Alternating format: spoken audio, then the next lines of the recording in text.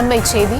ஹொசூரில் திமுக அதிமுகவினர் இடையிலான மோதலை அடுத்து கடைகள் அடைக்கப்பட்டிருக்கிறது. KP முனுசாமி அடிக்கல் நாட்டு விழாவில் பங்கேற்க அனுமதி அளித்துள்ளதாகவும் தகவல் கிடைத்திருக்கிறது. அனுமதி அளிக்கப்பட்டதை அடுத்து கடைகளை அடைக்குமாறு போலீசார் அறிவுறுத்தியிருக்கிறார்கள். இதனால் அந்த பகுதியில் கடைகள் அடைக்கப்பட்டிருக்கிறது.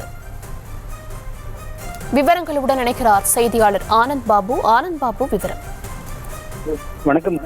ஒசூர் வேப்பநல்லி சட்டமன்ற தொகுதி ராமந்தொடி எனும் கிராமத்தில் மத்திய அரசின் நிதியின் கீழ் சுமார் பல்வேறு பகுதிகளில் 15 கோடி ரூபாய் மதிப்பீட்டில் தார் சாலை உள்ளிட்ட பல்வேறு பணிகளுக்கான பூமி பூஜை போடும் பணி இன்று நடைபெற்றது. அதிமுக துணை பொதுச் செயலாளரும் வேப்பநல்லி தொகுதியின் MLA-மான KP முனுசாமி அவர்கள் இந்த பூமி பூஜைக்கு வந்தபோது மாநில அரசு திமுக என்பதால் நீங்கள் இங்கு வரக்கூடாது என திமுகவினர் வாக்குவாதத்தில் ஈடுபட்டு தள்ளுமுள்ளாகவும் கைகலப்பாக மாறிய நிலையில் திமுகவினரை கண்டித்து KP முனுசாமி சாலை மறியலில் ஈடுபட்டு வந்தார். சுமார் 4 மணி நேரம் இந்த சாலை மறியல் போராட்டத்தில் KP முனுசாமி ஈடுபட்ட நிலையில் தற்போது போலீசார் KP முனுசாமி அவர்களுக்கு போலீஸ் பாதுகாப்புடன் பூஜை செய்து கொள்ள அனுமதி அளித்திருக்கிறார்கள்.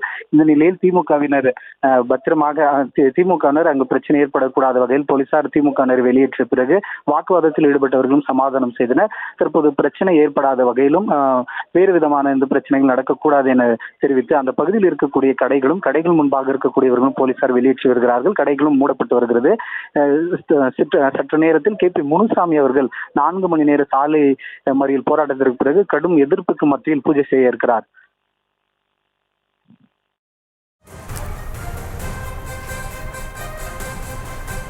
விவரங்களுக்கு நன்றி ஆனந்த் பாபு.